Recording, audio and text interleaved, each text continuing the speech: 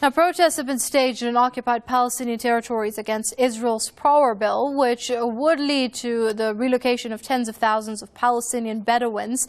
The protesters call the bill racist and an attempt by Tel Aviv to ethnically cleanse the Palestinians. Israel says it will go ahead with the bill. More details from our correspondent Nell Burton in Ramallah. Protests have taken place in occupied Palestinian territories against an Israeli bill called the Prawer Bill. It aims to relocate tens of thousands of Palestinian Bedouins, a move that critics see as an attempt to displace the Palestinian Bedouins, with some calling it an attempt to ethnically cleanse them. Despite growing condemnation, Israel's Prime Minister Benjamin Netanyahu has said that Tel Aviv will go ahead with the plan. He's even slammed the latest protests against the bill. Netanyahu is a criminal and racist.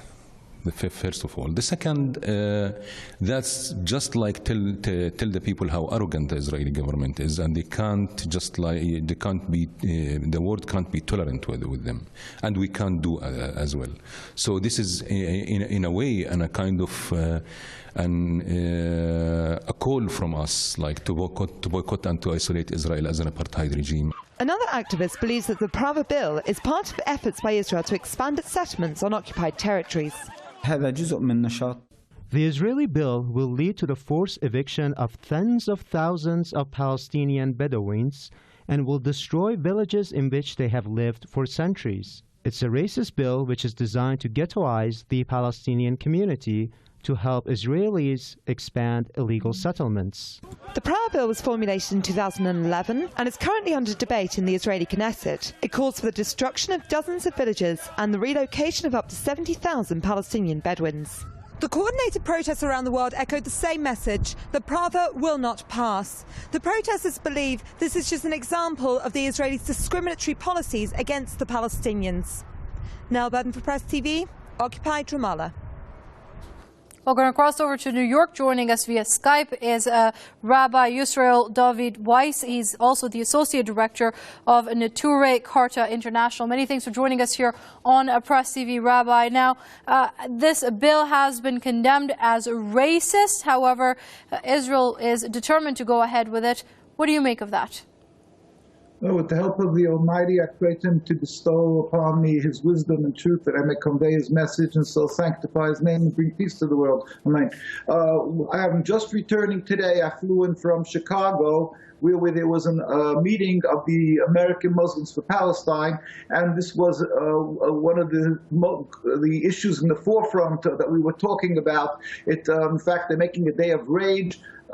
This is from a Jewish point of view. Let us just say that we couldn't condemn this more, but we have to put it in its context. The whole state of Israel is an occupation against the Torah. We as Jews are forbidden to have a state. We are forbidden to kill and steal and oppress a people. The occupation, every inch that is occupying Palestine, the Holy Land, is against the Torah and all the ones who are true to the Torah around the world. And there are hundreds of thousands of Jews who are still true to the Torah.